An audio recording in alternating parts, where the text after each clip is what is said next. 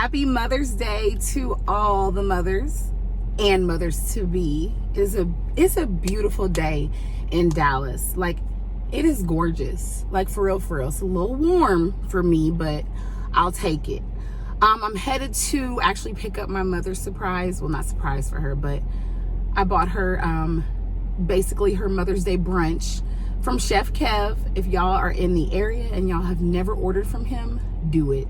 It is delicious. He is a talented chef here in Dallas. He puts his foot into everything that he cooks. Of course, I'm not treating myself to it because I've been on the straight and narrow keto path. I'm not about to mess with it. But anyway, speaking of keto, I am coming to y'all today because I just wanted to give a couple of just quick tips of how to be successful on keto. It's really not difficult. And one of the first things I hear people say when I tell them you should get on keto, they're like, oh my God, I could never do keto. I mean, what do you eat? You eat regular food. What? You're not gonna die, okay? It's just a little bit of a sacrifice in certain areas of what you eat as far as what it consists of. So that's what today is about. Just gonna be real quick. I don't wanna take forever. So just basically like 5 tips, okay? So stay tuned. Just listen to me. I promise you will be successful if you just listen to me, okay? Listen, I finally came to a stopping point because I'm in line to pick up my mom's Mother's Day meal from Pangea, Chef Kev's restaurant. Y'all, this line is wrapped around literally the entire complex. Shout out to you, Chef Kev. This is amazing. So, once again, let me just say a disclaimer. These are 5 tips that have helped me in my keto journey. I don't know about anybody else, but this is what's helped me to be successful and stay on track. So the first one is basically eat when you're hungry. If you're not hungry, don't eat. A big problem I see anyone making just with eating, period, they eat because it's breakfast, they eat because it's lunch, or they eat because it's dinner. You don't have to do that. Sometimes I've found myself, I'm not eating, honestly, and it's not even on purpose. I'm not eating until dinner time. It's either because I'm busy at work, it just slips my mind, and I'm really just not hungry. And it's honestly helped me because sometimes I don't need 3 meals a day. I just don't, you know what I'm saying? So if it's like, I barely eat breakfast. Sometimes, like in the morning, when I'm like during the week, I barely eat breakfast. I'll probably eat I'll take my gummy vitamins, I'll have some coffee, and I will not eat lunch until like 2:30.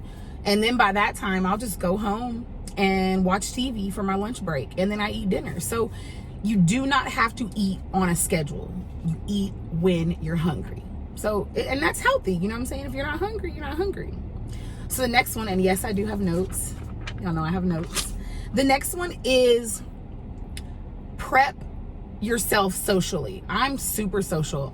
Before COVID, I go to brunch a lot. My family celebrates a lot. We go to dinner a lot. We just celebrate any occasion, and it always includes food. So when you know that you're going to a restaurant, go to like Yelp or the restaurant's website. Take a look at their menu.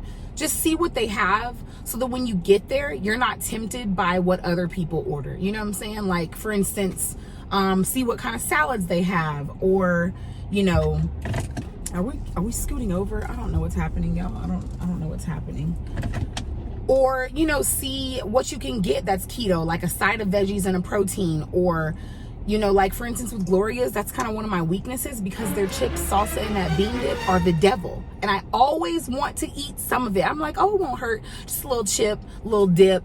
You don't need it, Cheris. So what I'll do is I will take one chip and then I'll put it aside. I'm like, y'all, get it out of my face. But if you look at a menu before you go to a restaurant, it really helps you and your mindset because you already know what you want. You don't even have to look at the menu. You're good. You won't be tempted by anything that you have eaten in the past that's not keto. So that helps a lot. Or if you go to like a party, like for instance, when I go visit my parents' house over the weekend during COVID, I'll bring my ingredients for some of my favorite keto recipes. I'll bring almond flour, coconut flour, my keto sweeteners.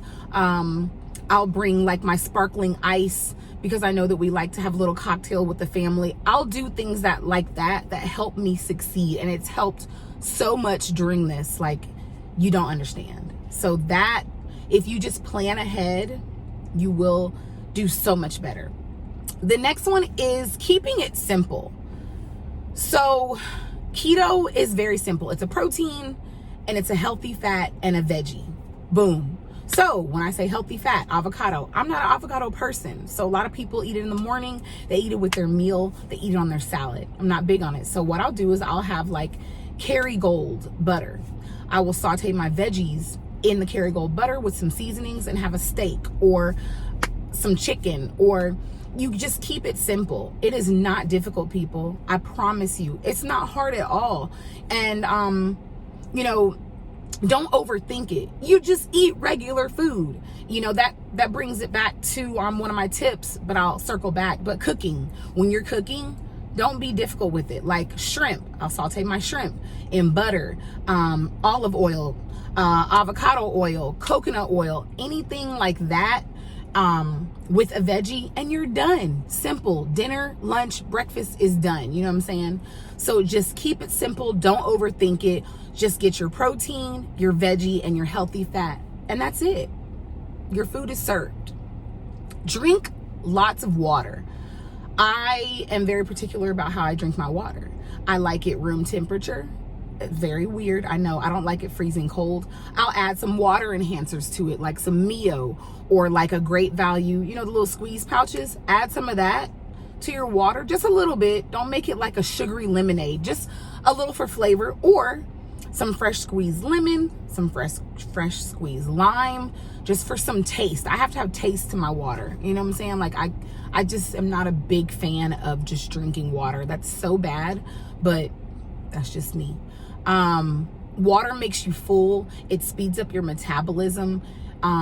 It just helps you in not being hungry, you know, drinking a lot of water and hydrating yourself. You need that water. Water is healthy. You've known that since you were a kid. So drink lots of water. Also, I cook a lot more now. I cook pretty much every day. Like I'll treat myself like once or twice a week to like takeout. But I actually enjoy cooking since I've started on keto, because there's so many combinations and so many things that I can cook with, and you know, recipes I found on like Pinterest or like Google. It's fun for me, you know, when I take pictures, and it actually holds me accountable when I do cook, because I can post my masterpiece in the kitchen on Instagram and people are like, oh my God, that's keto? Yes, that is keto. Keto is beautiful. Keto is delicious. Keto is regular food, people. Get that in your head. I'm trying to tell you. So, you know, cook your food, because when you cook your food, you know what's in it. You know what you put into it when you cooked it. So that is awesome. You know, some people aren't cooks. I am. I like it. You know, I like cooking. I like baking. So, and then also, last but not least, what has helped me from the beginning is I found out about keto on Instagram. I think it was Makeup Shayla. She's bomb. Go follow her. But what I do is I follow the hashtags keto and keto lifestyle. And so basically on my timeline on Instagram, whenever I scroll, I'll see a new recipe I want to cook, or a new keto item or food item that I would love. It just helps because you see regular people conquer keto. It helps so much. So just follow those hashtags. You don't have to follow the people that you see on the hashtag, but you also might find a new follower, someone who has mastered keto and they are killing it, lost 100 pounds, 50 pounds. But Instagram has helped me so much with keto. Once again, it holds me accountable. I post what I cook. I post my results. I post things that I find at Whole Foods, Trader Joe's, Central Market. And everyone's like, oh my God, thank you so much, Charis. You're awesome. I'm so proud of your journey. And it makes you feel good. And when it makes other people feel good, it makes you feel good. And therefore you're just successful and you just keep the ball rolling. Now, see, it's not hard, y'all. It's not difficult. Now, wasn't that just a couple quick tips? You know what I'm saying? And I have been asked, people have asked me so many questions about keto. So that's why I wanted to make this list of successful tips, because if I can do it and thousands of other people can do it, then you can do it. And you have me that you can call on, Young Girl Keto. You know, that's it. So happy Sunday, happy day. Y'all be good, and I will talk to y'all later, all right? Bye.